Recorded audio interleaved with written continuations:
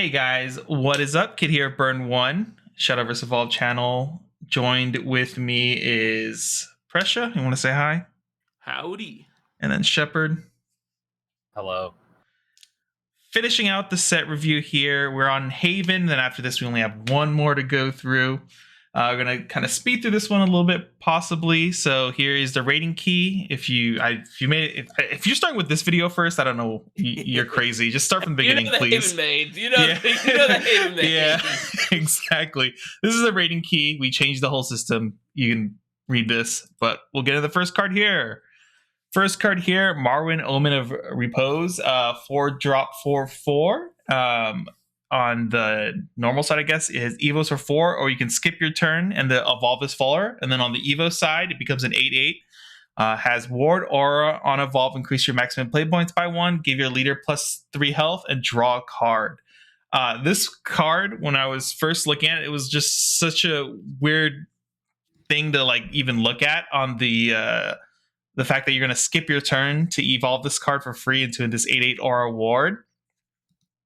And then I guess it's just basically like, oh, even though you skip your turn, you still get your increased play points. You get a little bit of healing and the draw a card for the turn you skipped. It's whenever I look at this card, I just don't know how to completely evaluate it. From what I know about, like, this card is mostly used to counteract another card in the meta. I think it's actually the Archer dude, right? I don't know how much you guys have played or whatever. I'm sorry, what's up? Or like, which card is this supposed to counter? Is it the one that turns things into amulets or whatever, and you just get to sit with this 8/8 here on the board? I'm not, since I would haven't imply that was a playable card. I don't know. I from what little I heard, this was basically counted for here for like one matchup only. I think the card is like relatively strong. It's just I don't know how often you're using the skip a turn Evo type of deal thing here. I mean, do either of you have experience with this card much? Big maybe on that one. Maybe on that one, Chief. I don't know. I don't know. No, Prussia, you failed. I told you I wasn't going to do it. I don't know. I think this card is a big trap. I don't think you ever evolve this by skipping your turn, except for maybe after 7, because you'll have like mana up. I think you can only skip your turn if you have mana up. I think most decks will have a huge, insane turn if you let them skip. Like, I don't think a lot of people like appreciate the fact that having like 2 turns to basically give Storm to shit is really strong. And this thing's most likely going to die, or they're going to build a big enough board where you have to Themis, and then this dies anyway, and you get like 8 damage. But like, the damage isn't like what you're trying to do anyway. But I do really like this guy on 8, actually, because it ramps you basically 8 or 7 going second. It ramps you, heals you, and draws a card. You don't have to skip your turn. That's just 8 mana, 8/8, big old guy, ramp, draw a card, heal. Really like that part, and I do think there's going to be some applications where you can, and in certain matchups where you can go, hey, I know that I can answer whatever happens on these 2 turns, which is going to be rare, in my opinion. I think it's not going to happen a ton. But if you just make a read like, hey, I have all the answers, I'm just going to skip my turn, you can get kind of a benefit, but it is still just like an 8/8 ward guy, or Ward Aura guy that, is going to hit for 8 or something. But is that what you're trying to do in the deck? I don't know. I think he's aight. I think he's all right. That was kind of the impression I got too, because like I've only ever seen this guy played in like videos on YouTube in a few matches, and like the times where like skipping a turn seemed okay, it was just like they were playing into an aggro matchup and there's 8/8 ward, and they just like the opponent like basically had to waste their entire hand to get through this card, which seemed okay. And then every other time I saw them like play this early on, and they didn't have like something to recover play points, because there are some cards that do end up recovering play points. They don't have those cards on the board to like respond to things afterwards. They like evo this, and even sometimes they'd even ward the card, and then they just like take 2 turns of being like shot in the face, and like usually from that point forward, they just like kind of lose control of the match, which was I was like I felt like that was kind of like an obvious outcome, but I don't know. I think that Mhm. a couple points I want to say. First of all, just to specify, this skips your next turn for those of you that are audio only. It doesn't end your turn; it skips the next one. Also, we finally found the price of what it costs for Haven to get a second keyword on a card, which is an entire turn. Well, you can still. I mean, I guess This card is like really interesting to me. At first, I thought it was just complete garbage. Like I just was like, oh, this is unplayable. And then the more I read it, I mean, I'm with Prussia on the on 8 plan in terms of getting like some ramp turn 7, turn 8. Big guy, ward and aura are really powerful. It's like my main concern and like why I think the turn skipping is really bad. Is that to survive those turns, you kind of have to ward it. And most decks, if they have 4+ play points, will be able to deal with eight health of something that's engaged over 2 turns. Like if they're just a deck, it doesn't matter if they're a control deck, an aggro deck, a mid-range deck, they're going to have followers. They don't even need to evolve because they can just play a body, pass the turn, take another turn, and then play an evolved follower, and the 2 combined can take it out, right? And in that meantime, they've drawn an extra card on you, they've taken back the tempo, they've developed other threats. There's just like 40 million things that could have happened, and this just isn't worth it. I guess the only question I have is, if you play this on 8 and then evo it or pass the turn with removal up or get the play points back, like how much are you actually advancing your game plan compared to other control cards in the strategy? Like I think especially with the presence of so many at this point in the meta game, like 5+ cost Haven cards you could be playing that are going to be more playable in more scenarios, it's hard for me to imagine this sees much play of anything.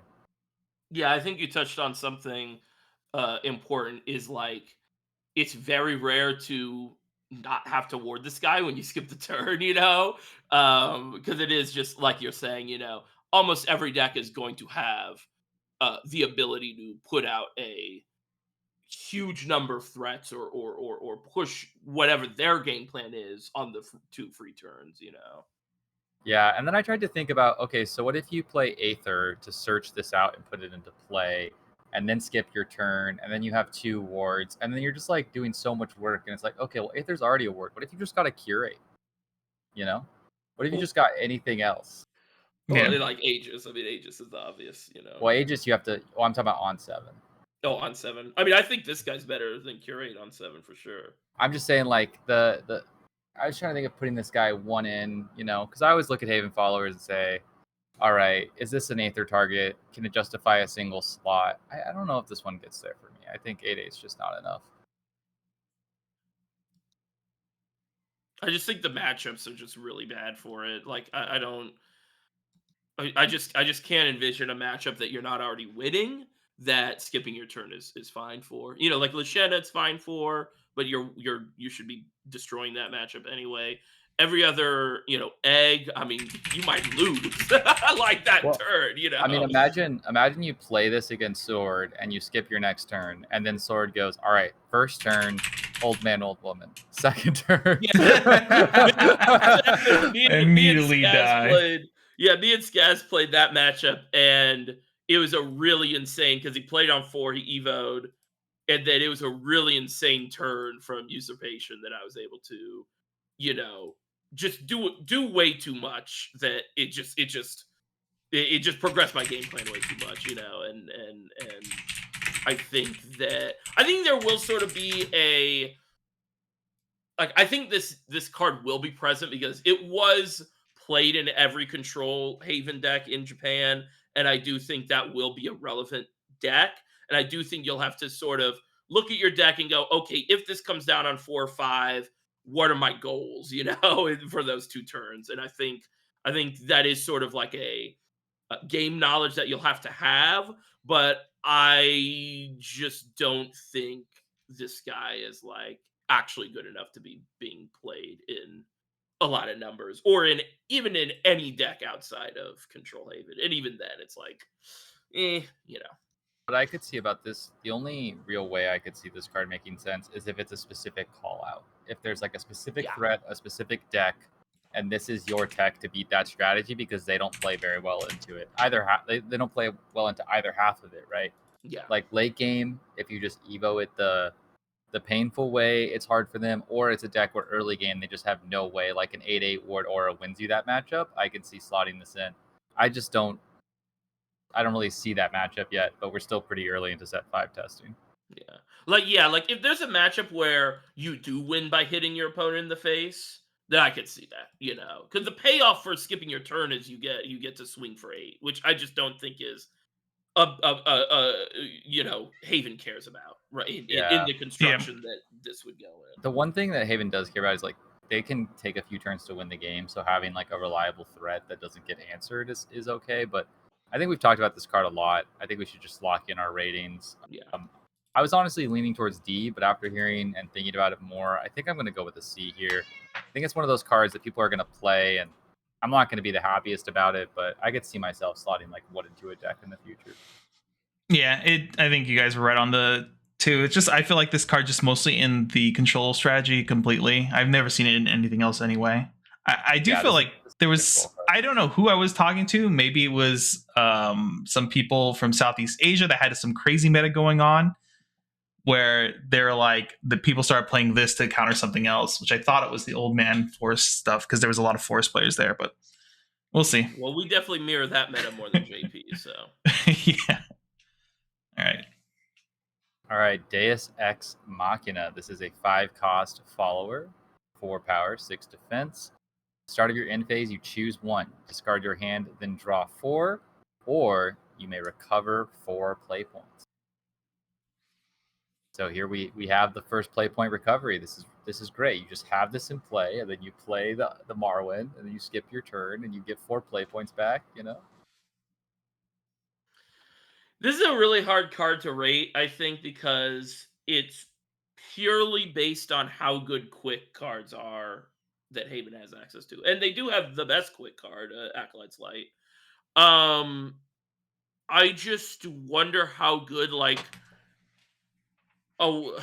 it sounds crazy. How good is a 1-mana 4/6?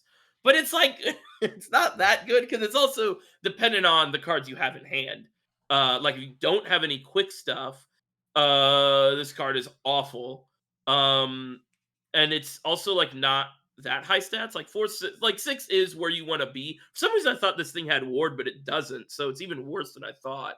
No, I think this card sucks, unfortunately. I think, like, is there a scenario in late, like if you're like, okay, I'm gonna play against every control Haven player and it's all gonna be mirror matches, is this worth teching in for late game draw? But no, I think Gilnelise is better than that. So she's better than that. Yeah. So I just think no. Yeah, I was gonna say the 2 main cases I can see for this card is, 1, if there's any kind of strategy that like really wants this specific card draw on a body, which I just don't think is in Haven. Like I think that aggro Stormhaven has other things that it might want to play. Or 2, you want to open yourself up to plays like you need to get a 1-turn lethal, so you go Aether, get this, play a 3rd thing, right? Or like hold up removal for their elephant. But it's just like too awkward, and I think that in this deck, the cards, in Haven specifically for these control strategies, the cards need to be able to answer a lot of important threats, or if they're like narrow, they need to be really, really good at what they do. And I see this as like kind of it's not a narrow card in the sense that it does have a modal option, but it is narrow in the sense that it's like pretty corner case when either one of these justifies paying this much for just a 4/6. Like I would kill for any keyword on this. Like give me any keyword. Yeah, I really thought this had ward for some reason. No, anything. It's not. This card it's just, I mean, I think you guys kind of covered everything. It just, to me, it's just the type of card where it's like, you read it the first time, you're like, oh, this is so cool. And then you sit down and think about it for like 2 minutes and you're like, wait a minute, actually, this doesn't do enough on its own to really warrant it. And kind of like what Presha alluded to, a lot of the times, it really depends on, this card is only as good as the quicks you have access to in your hand at the time. So there are, I'm sure there are some meta games where it's like, I have to like present bodies on board and still have some kind of removal for up for the next turn. Otherwise, you get blown out by something, and then like this card will be pretty solid. But outside of like that, this card always felt, or not felt, but like from what I could tell, it always seems like it's kind of in there as like a tech card. Maybe it's in the deck as like a one, maybe two of, because they had room and they kind of liked how it played. But I've never seen like these effects be used to like maximum value. I just went to look because I thought I remembered, and I was right. There was a top 8 Control Haven list in the big Grand Prix that this set was viable for, or whatever, in Japan. That tournament, 3 Control Havens made top 8, and the one that got booted out in the first round of top 8 was playing 3 Deus Ex Machina. Yeah. So maybe this man was cooking, or this, whoever this woman, whoever this was cooking. It's something that I'd want to try if I cared about Control Haven this meta, but I don't know. Like maybe it's for like kind of what I was alluding to, like mirrors, where it's like, okay, my hand is awful. I'm just gonna like redraw, maybe. Well, I would say that on the face of it, this is what I think why Shadowverse is such an interesting game is on the face of it, both of these effects are like a huge red flag in any kind of card game, right? Like any card that says, get back most of its mana cost, or any card that says discard your hand to draw some amount of cards.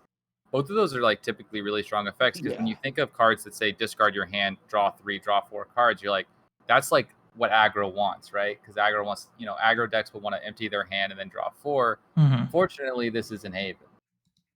Yeah, right? I mean, there is an aggro Haven list, but I think even with that being said, like I think the problem with this is the timing for when you do the drawing or even do the recovering doesn't necessarily help you a ton. I mean, obviously, if this happened on Fanfare, that would be insane. But the timing for the draw is bad. So like, even if you play this on 5, like, okay, sure, you got a new hand of 4 cards, but like you can't respond to anything. You just have this 4/6 on board. So yeah, and you have to only use the play points on quick. There's no way to double spell. Just a lot of awkward issues. Yeah. And the deck was playing 12 quick actions, like not even 12 quick cards, but 12 actions that were quick. And I don't know, that's a weird deck to me. I'd be interested to try it, but I don't know. All right, let's D or C. How we feel about I gotta this? go D. I'm gonna go. Also, C. that deck ran no Themis. Yo, he's a kit gamer. That was a while ago. Yeah. Oh man! Did you not play Themis? Remember, I was testing a deck with no Themis before, and you were like, "Yeah, no you Themis." Tested a lot of stuff. Yeah. All right. One thing to note before we just leave this card also is that I think the get the 4 play points is the best part of the card, but the thing is, other cards, I think it's the set. Other cards do get ways to recover play points on your opponent's turn. So, like this next card. Yeah. All right, Apostle of Repose, 3 mana, 2/4, evolve for 2. At the start of your opponent's main phase, recover 1 play point, and then on evolve, at the start of your opponent's main phase, recover 2 play points. And the evolve effect is select a standing enemy. It says reserved. I always auto translate to standing enemy follower on the field and banish it. This card's nuts. This card is insane. This card is amazing. Rules, dude. This card, I love this card. This card makes me want to play Haven this set. And the best part about it, in addition to its insane value, is look at that stat line. It's got 4 health on the front, can't surefire bullet it. Then you evolve it, it's got 5 on the back. Guess what? You still can't surefire bullet it. Oh, and then on top of that, you're getting play points back, you're getting value. Like this is just insane. This is an S tier for sure. Absolutely. I like the part where it can't be surefired, but it always guarantees that you can surefire your opponent. Yeah, exactly. There's just so much good value on this card. I'm debating A to S because I do think, is this better than Cudgel? Like, I still kind of think Cudgel might just be better because it comes down a turn earlier. It's not dependent on what's in your hand, because this card, if you play this card and you're not doing anything on your opponent's turn, this card kind of sucks because it's just a 5 mana 3/5 banish standing follower. I don't think that's that good. I feel like even though like they have relatively the same effect, I don't think you would just play one over the other in some cases. Sometimes you'd probably be playing both of these cards in a deck depending on what's happening in the meta. I think deck space becomes a huge issue in that deck. I don't know. I mean, maybe like I mean, you definitely could be right that that is just you just play both. But I at that point is like, is this just like the fourth, fifth, and sixth copy of Cudgel? I Because I like this. feel like, or go ahead. I think this is like better than Cudgel in a lot of ways, even outside of the play points, because of the fact that there's no defense requirements, so this can target bigger things and scale better into the late game. But it comes down a turn later. I think at the end it kind of also depends on how the meta. Like if the meta is super aggressive, I think Cudgel is just straight up better than this card a lot of times. Yeah. Because you want to see it more often. But this card is still very, very powerful. So if we feel like the meta is mostly mid range to control, this will probably be a better card into a lot of those matchups. Especially if you're like dealing with like ramp dragons just dropping big bodies on the board that are hard to interact with. Instead of using a Themis or Acolyte's Light, now you can just use this and present a body on the board. One of my other issues, I mean, I guess it's not going to come up that much, but like theoretically, it hits like evolve stuff less often because they, get rushed. Like most of the time, they're going to be sideways. Obviously, in control, you're not playing stuff before, maybe Bell or something. I don't know. I think I'm going to give it an A because I think it's too dependent on the other cards in your hand, and that's my main issue with it. But it's still an insane card. Still probably the second best Haven card to set. All right. Move on here to the next card. Hakrabi. Hakrabi, I think. 3-drop, 4/3 ward fanfare. Discard an amulet. Search your deck for an amulet that originally cost 1 play point and put it onto your field. When I first initially read this card, I like this card, but like because I've never got the chance to play with this card, I have a feeling it's actually like super bad. I don't know if you guys have. I assume. Sucks. I think this card's awful. I mean, what are you getting? You're just you're just getting 2 already bad amulets, like Will to Overtake, which I don't think is a good card. I know people like that card. And then Sacred Plea, which is an okay card, but I think it's too slow. No, you did Candelabra. Come on. You didn't know. Let's see. The play here is you discard your Seraph to set up for your turn 5. Bring Seraph back from the grave. Turn. Oh yeah, that's actually. You guys don't even know how much I had to suffer those awful decks. That's actually what this. I think that's actually just what this card is. I think that's literally what they were doing it for. How good do you think playing that is? There's a lot of awkward things that we should call out about this card. One of which is the stat line is wrong. Yeah, it's awful. It's a 4/3, which is on your Haven ward is so much worse than 3/4. Right, because you're not like it has ward for some reason too. Yeah, it's got ward, but the health is wrong. So first of all, it does die to Surefire Bullet on the wrong without even evolving or anything, and then also everything's gonna kill it. Like everything in the world is gonna kill it, and it's not gonna matter as a ward. And then you didn't even go up in cards, right? Because you had to discard an amulet. So I'm gonna give it a D. I think it's gonna be really niche. And you'll see it when people want to discard their Seraph or other nonsense, and that's about it. I think one key play to point out too is we don't even think about it because it's almost hardly ever played. But there's that one amulet that's a 1 cost that you can tap and rest it and give something +1/+1 if it has ward or storm or something, right? I mean that's technically a target for this as well. So you could potentially play this on 3, get that, use the effect, and this becomes a 5/4, which is interesting. But a lot of the times, like that, I think that card is played like maybe as a 1 of or 2 of in that, like it's like the storm ward deck. That's like I guess like the aggro Haven list, but I don't even know if that's like super amazing. But I still think this card is interesting. So yeah, I like that if it didn't go minus hand size. Like I actually really like that if you could like tutor the thing for your deck, and then and then this and it gets immediate impact. I just hate that you have to, for that game plan, which I do think is like the most realistic game plan, you still have to go minus. And it's not even just discard a card, it's you have to have another amulet in hand. This card is awful. It's just really narrow. Like if you're in that deck. I don't even know. All right, let's go to the next one. Ancient Protector. This is a 3-cost amulet. While this card is on your field, you are unable to lose the match. Okay, this card is broken. Opponents are unable to win the match. Okay, literally says it on the card. You can't lose. We can cut it off there, right, guys? No, absolutely. Unfortunately, the text keeps going. When your leader's defense would become 0 or lower, put this into your cemetery and change your leader's health to 1. This is very unfortunate in my eyes because I thought this card actually wasn't so bad when I read it, and then I was like, wait a minute, it doesn't say until end of turn. It's the moment you go to 0. So if they have multiple instances of damage, right? They just get you twice, and then you've spent a card on that. I don't know. That doesn't seem very worth it because you're gonna die anyway. It's not ice block. I actually really, really like this card. I think So, this card's actually really, really good. I think that good when your opponent's on big swingy damages. Like this is good against Silver Bowl and Elephant. Yeah, I think it just completely shuts Force down. I think, especially if you're just playing control, you know, like they like realistically, they're not going to have a large board. I think this completely shuts Force down. I think you can make just like just a very just build of Haven where you're just like, okay, I'm just removing 2 types of like, how do I word this? Like, I'm removing 2 ways for you to win. Like, you just have to find another way to win. Like, if you set this up and then Lyrial, which we'll get to next video, like Egg just has to deal with something, you know. And I think it's really that's like a pretty hard ask in my opinion.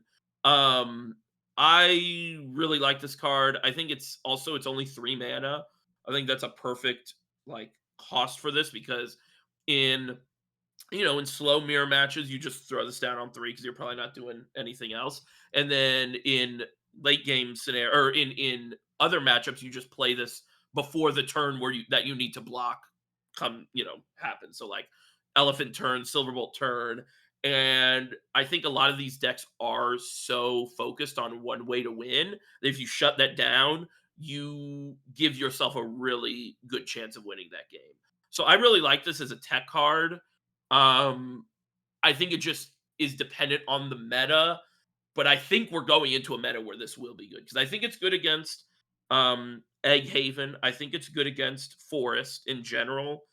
So yeah, I don't know. It's not good against Sword because they steal it and then you I was lose. gonna say my problem is that this card asks something, which is that after the effect triggers, right, and you're only playing this card if you want the effect to trigger, you have to use that turn to stabilize significantly or win the game from 1 health, right? So I think you have to have a deck that's positioned to be able to do that, right? And this works a little bit against that because it took up a slot of one of your draws and one of your turns to play. That's like my main issue with it, right? And then so like even when you block, a big chunk of damage from like a Genesis Dragon, you're at 1, you have to, deal with the Genesis Dragon, somehow try and stabilize and also protect against anything else they're going to have. Yeah, I think I agree with most of that. I do think that it is dependent on you being able to answer, but you are just playing like a heavy control deck, so like if you were gonna have to answer that anyway at some point is my thinking. But also I think that I don't think the 1 health matters because the decks that this card is good against, it doesn't matter if you're at 10 health or 1 health. Like they're hitting you with 1 instance of damage and you're gonna die, you know. Yeah, Like, well, that said, like take Forest for example. Let's say they elephant you from 16 to 1, and this card is the thing that keeps you at 1, right? If you're against 1, even against Forest, that deck still has like 20 ways to kill you, right? I don't know. I just also like envision, like I was saying, in the faster matchups, like against Force, that you set this up like after ages, so it's like it's if you're not in a position where they do their turn and then they don't win and then you don't win on the next turn, I think that's less of a problem with the card. And I think that's more of a problem with the deck you're playing. That's Like the right. I just way don't that think this that's the way the deck is gonna. I don't think that's the way this card is gonna play out because this is like a control card, or I'd say this is like not a card that you would want to put in anything that isn't trying to go late, right? Because if you're trying to like aggro or mid range people out, you're going -1 card for this effect. I don't know. I like it. I think it's a good tech card. Okay. I think it's actually a really good tech card. Well, because like I just don't think of it as like going minus because there's like you're not. I think the issue is like there. Okay, so well, I guess there are technically ways to search amulets in Haven, But realistically, like if you draw this, that's like technically a dead draw that doesn't do anything for you, probably for like 4+ turns before it becomes really relevant. That's almost every control haven. That's Aegis. What's it called? The sun card, the ward. Like there's a lot of cards in that deck that are Yeah, the I exact mean, description. I wouldn't mind running a card like this if there was a way I could play it as a one of and always guaranteeing it like being pulled out for free, essentially. Um, but since it's not like straight up like Ice Block from Hearthstone where I'm guaranteed the extra turn, because a lot of times there are situations when you're playing Haven Control and you're like, wow, if I had like 1 extra HP, if I had that 1 extra turn, the game was 100% mine. And this guy kind of gets you there, but I also at the same time do not want to waste slots in my deck construction on this card unless like I can guarantee it, being useful in like more than half my matchups essentially. Which Yeah, Yeah, I guess like it's the assumption that because I just have such a low opinion of like general Haven cards, like the general strength of Haven cards, that I don't think that this is like so much worse than a card like not like a specific card, but just a general card that you would put in the deck.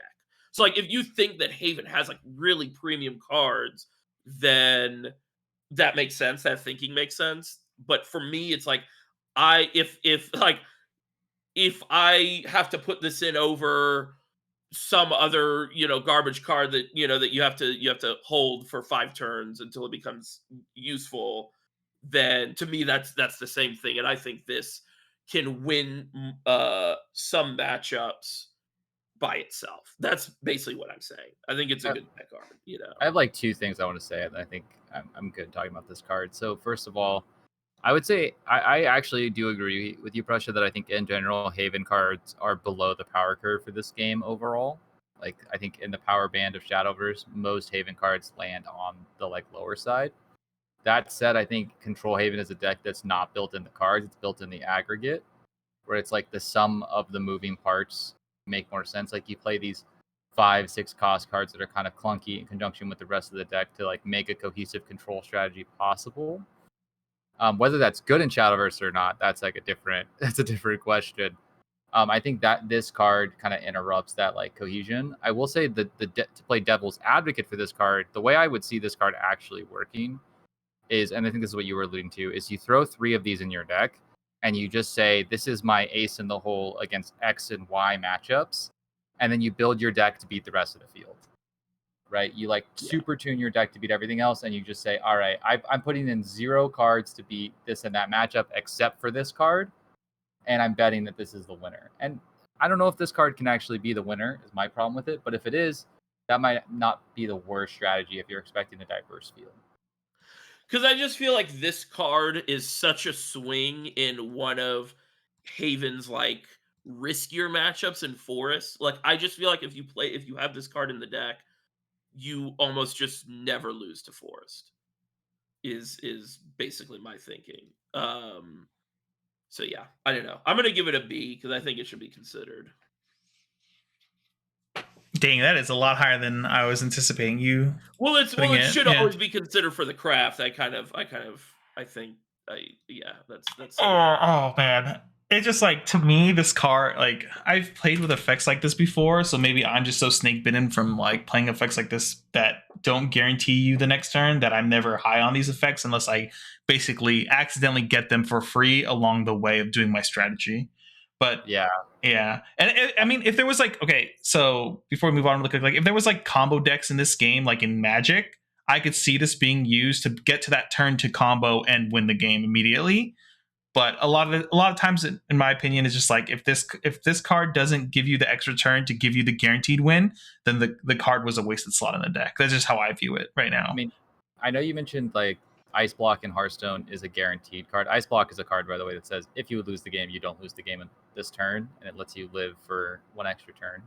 For those that never played Hearthstone, and I think if this card was literally that, I still don't think it would be as that amazing, because the reason why Ice Block got played in the main Mage deck for so many years was that was a deck that could do an OTK around turn, like an OTK or a 2-turn KO around like turn 8 or 9, and most of the decks in Hearthstone were killing on 6 and 7.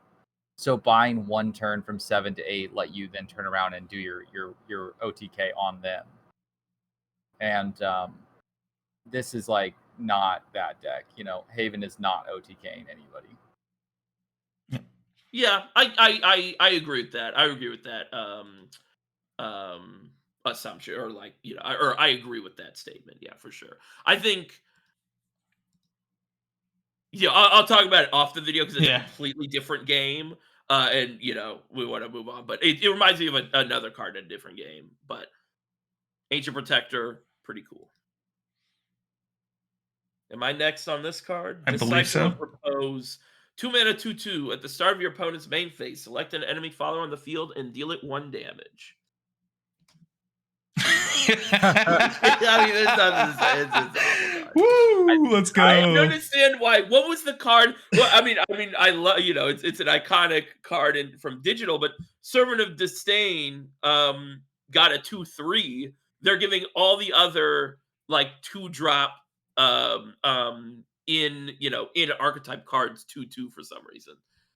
It's because he has to get hit for the card to activate, but it's just weird, just really weird.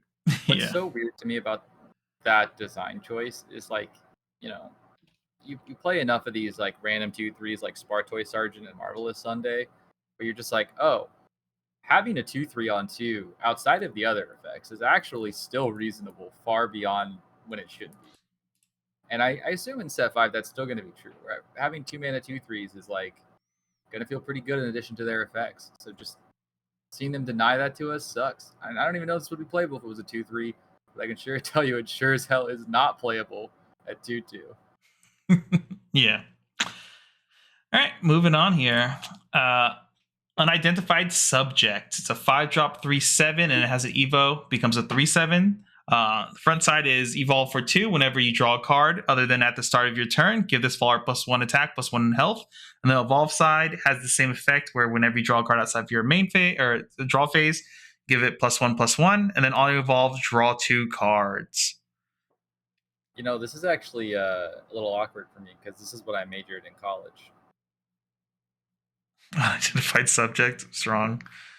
Every time I look at the art of this card, I just think of Ruby Weapon from Final Fantasy. I think this card is like pretty interesting, and I guess listen, you play this out after you discard your hand and draw 4 cards off of that legend we saw earlier. Cards busted off the Deus Ex Machina. Yeah, you go. What does it become? It becomes a what? Yeah, it goes to what, 7-11? That's pretty good. So on the base of it, once it evos, you have a 5/9.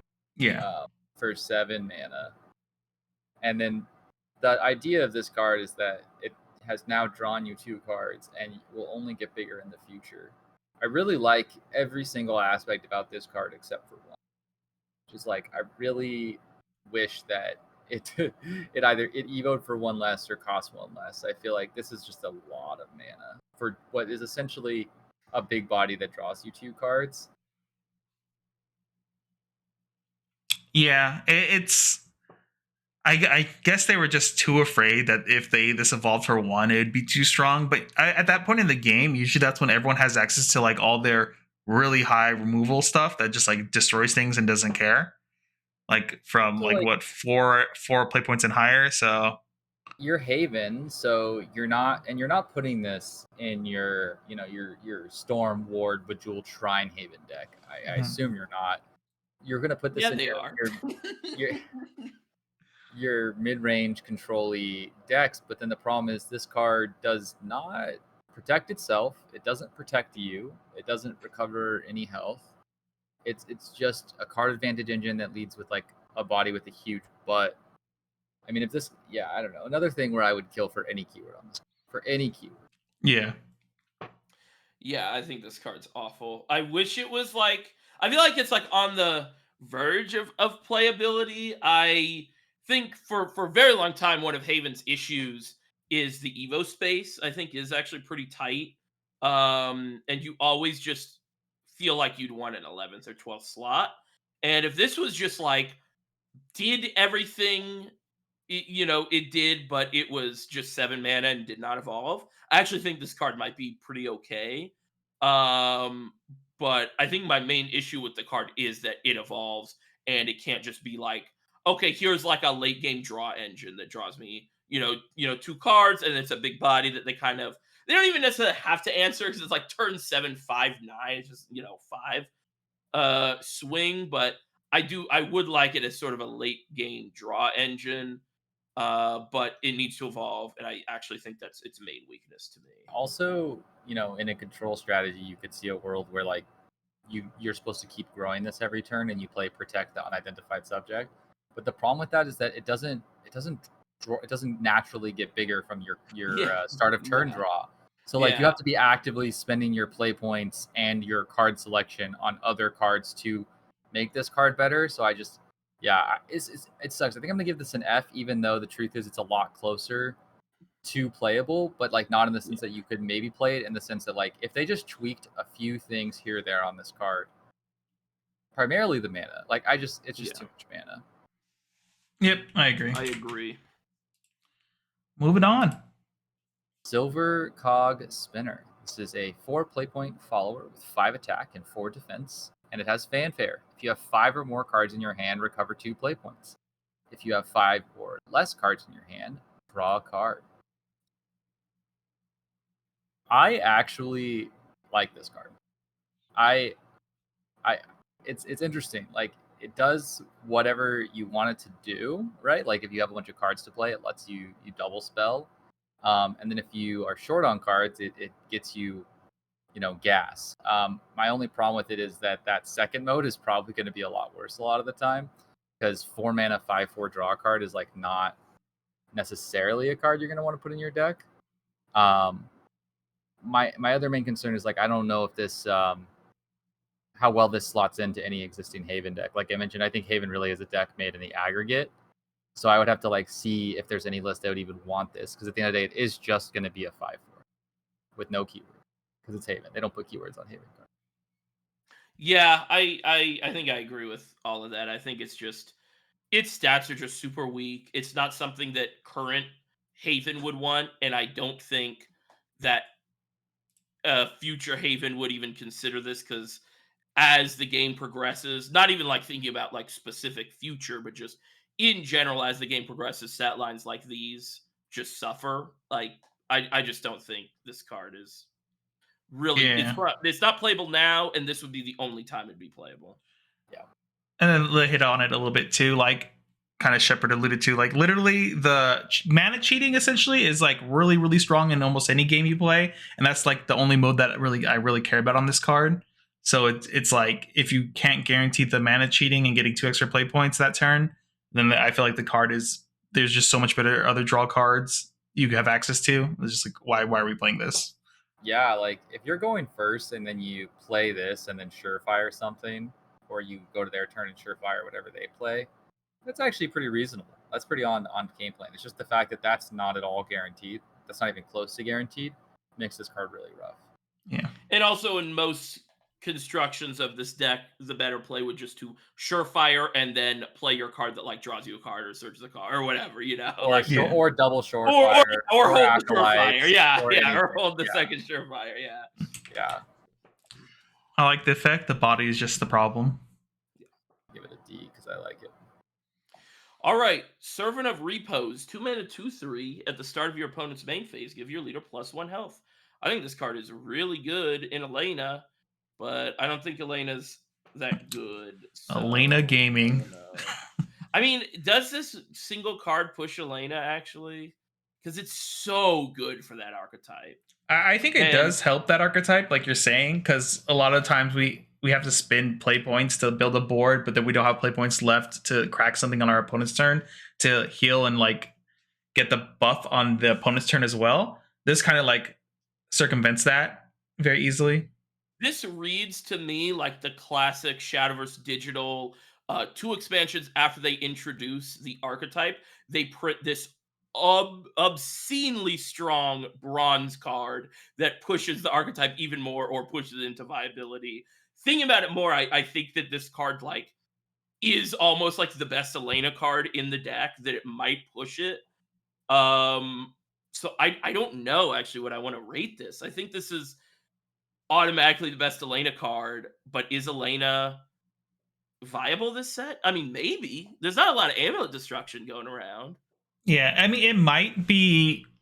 It could be potentially viable because I mean, the Western meta is way different than anything. But at the same time, like even though this card's like pretty cute, I feel like the strongest you've. I mean, obviously said Elena is the deck that this shines the most in. Outside Mhm. of that, I don't know how much people care about having a heal 1 on a 2/3 body.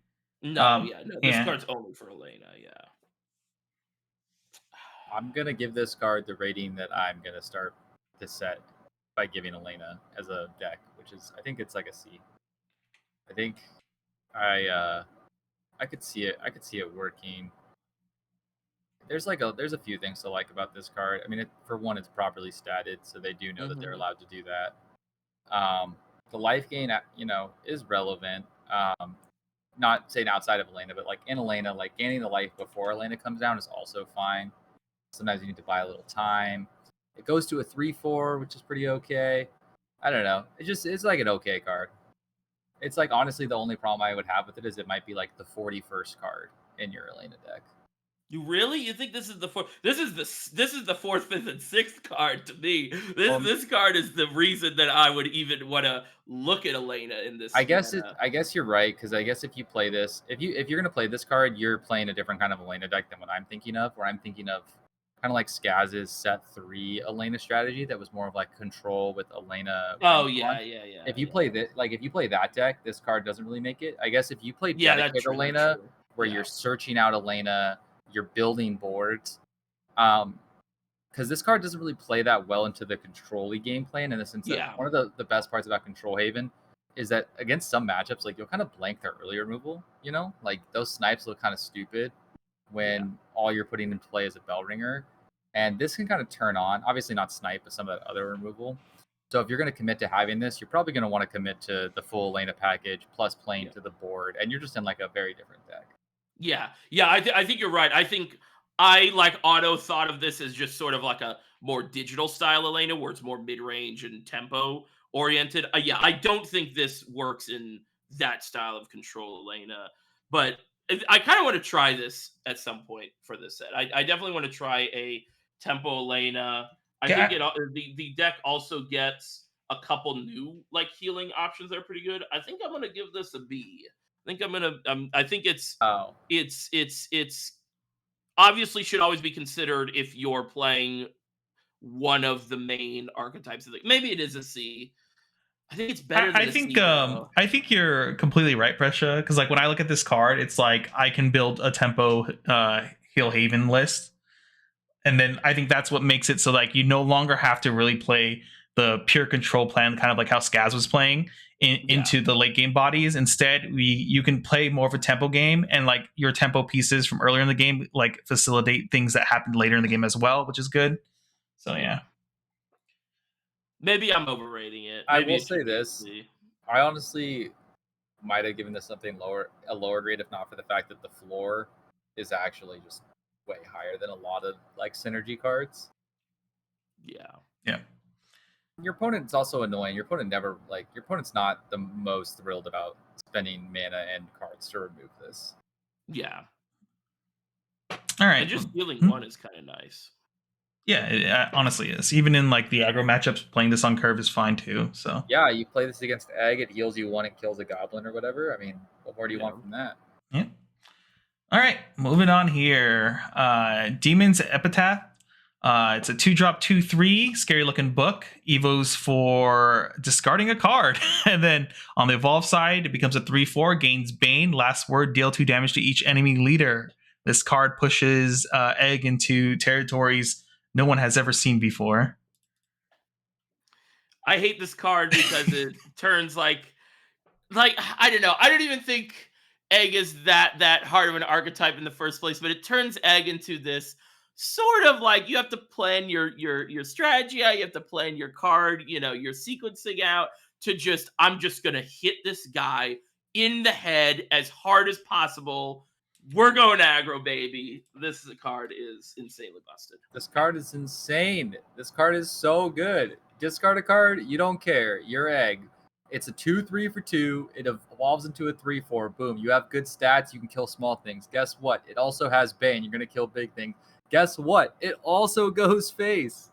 What is this? Why did they print this?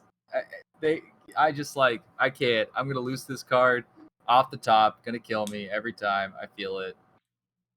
Yeah, the card's insane. When I first read this card a long time ago, before when I wasn't like super deep into Shadowverse Evolve, I was like, yeah, this card seems okay. I guess it's on game plan. It's not realizing it had the keyword Bane. The fact that it has the keyword Bane is what like push this card into like insane levels for me. Yeah, it just the text keeps going. That said, I guess just a shout out to our viewers, which is don't put this in your not egg deck.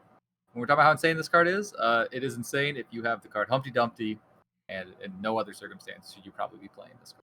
Don't listen to him. You should play it against us anytime in tournament. Yeah, that's a I actually like. Unironically, you should not be ever. I don't ever want to die because this thing has Bane.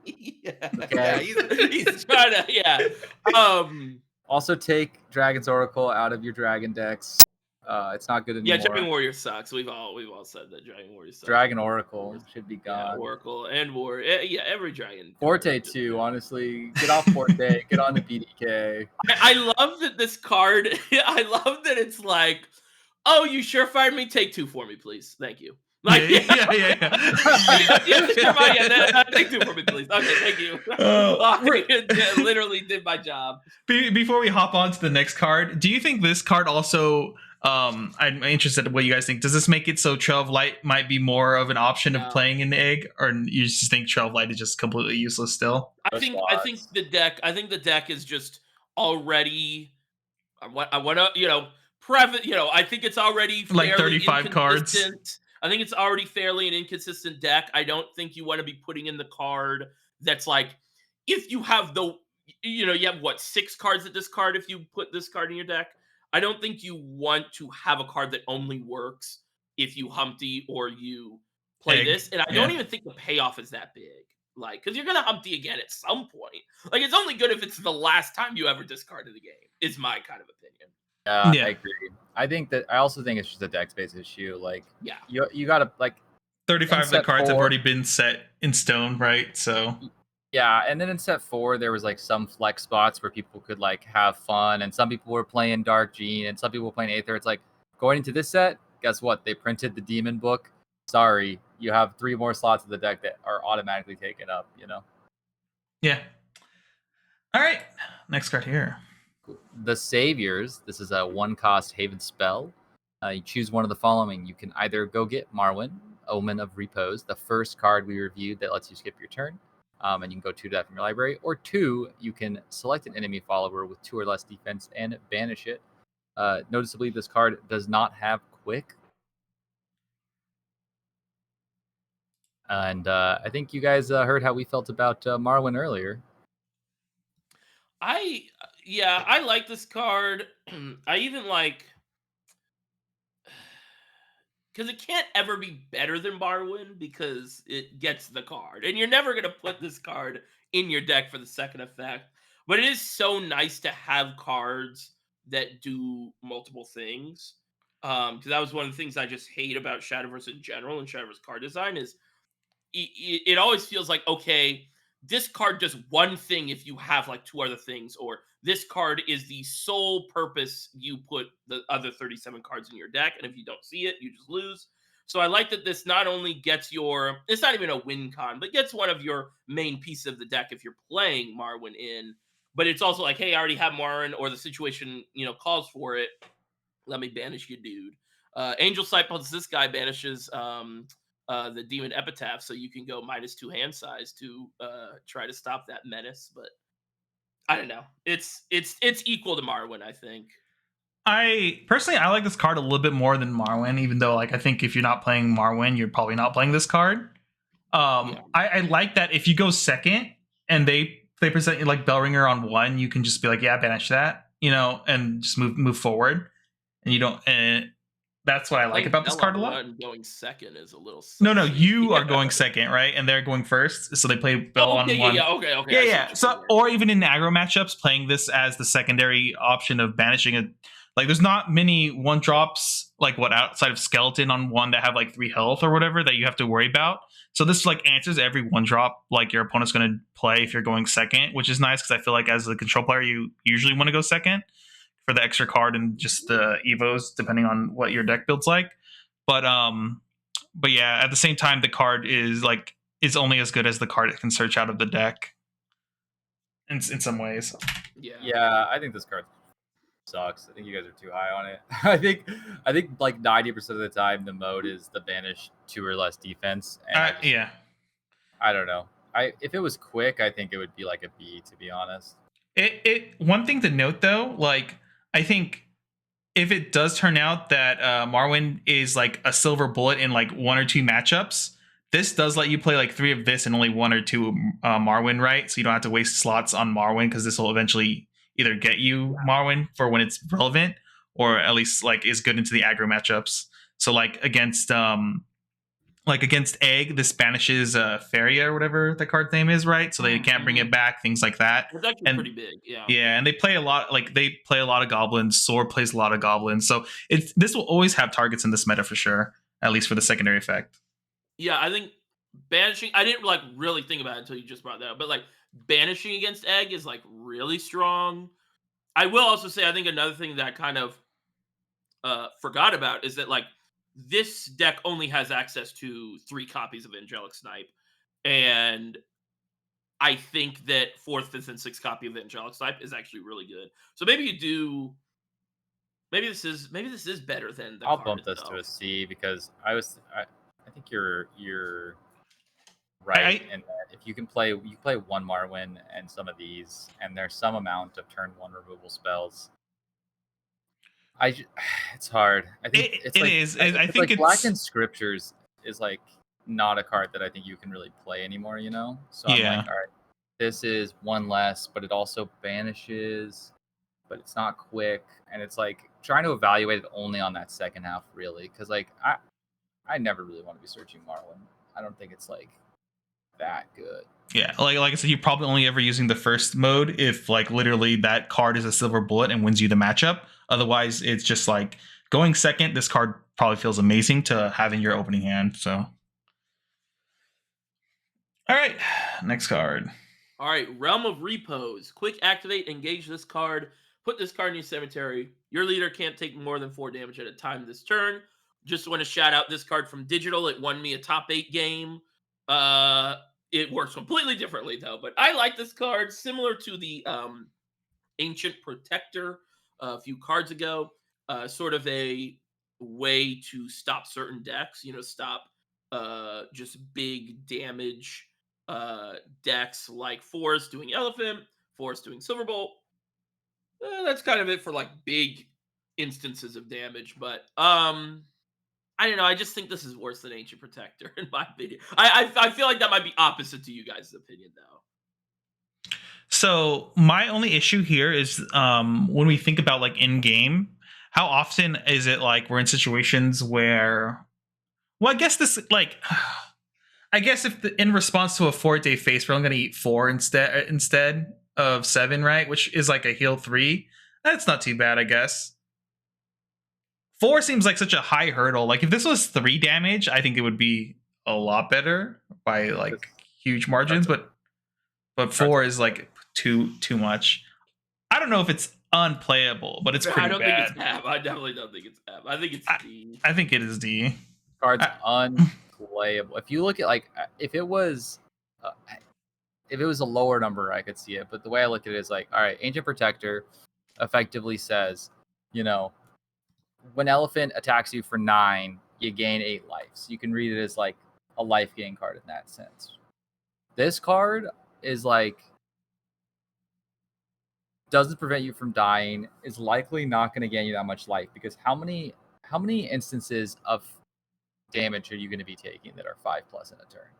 Like, is there a deck that's going to put 5/5s into play, and then this is going to save you 4 life, and then you paid 1 mana to gain 4? That doesn't seem that good to me. Like, I guess the other case is then against Elephant, where it's like, all right, they Elephant you, or I guess they Silverball you, can't do anything. But if they Elephant you, you activate this, and then you gain like 5 to 10 life, maybe. I just like the numbers are all off. I don't think it's playable. Yeah, that's true that you can't even do this in response to Super Bowl. Maybe this card is bad. Yeah, it's an F. Yeah. I forgot that you can't do that. Yeah, you're right.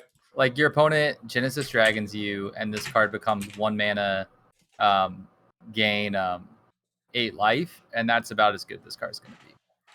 All right. Yeah, you're right. I forgot. I had a mind blank that this game works so fucking weirdly. Yeah, calm down. He's already dead. Stop beating him. All right. Yeah. The 4 damage is just not low enough. That's the issue. Is this me now, right? So Ancient Amplifier. That's a 3-drop amulet. Fanfare. Summon a Mystic Artifact token. Activate for 1 play point. Engage this card. Put this card into your cemetery. Select a token flower on your field and give it +2/+1. And here is the Mystic Artifact. It's a 3-drop 2/3. Has ward, fanfare, draw a card. What a weird card. This is just such a bizarre. Like, they were cooking something with, like, Token Haven. But this is just like a 4-mana 4/4 draw card ward. Like, that's all it is, basically. Yeah. Which is kind of nice. I mean, Not awesome, but. and it's like it is 4 mana, but you can split the mana across 2 turns if you want to. If it survives. That's the You issue. can also play this and then later give your bird +2 attack. You know, like you can play this and then you have your little ward guy, and then next time you Pinion Prayer, you basically get to do an extra 2 damage. I'm not saying it's good. I'm saying it's kind of interesting. Like there's some applications beyond the 4/4 mode. 2/3. You have to play 3-mana 2/3 in Evolve. Like that's normal stats in Digital. 3-mana 2/3 in Evolve is like you gotta be, I don't know. 2-mana 2/3 draw a card ward. Yeah, it's like it's just for that deck. I'm pretty sure, right? Like this is just for Bejeweled Shrine. Because it has ward, so it gets buffed, and then the +2 is relevant because that deck makes a bunch of tokens. Does it make a bunch of tokens? Doesn't it how make many birds? It makes a lot of birds. They have 6 bird generators right now, I think. That's not a lot, but yeah. I mean, Yeah, it's so more than 3. More than 3. Plus It's more than 0. Yeah.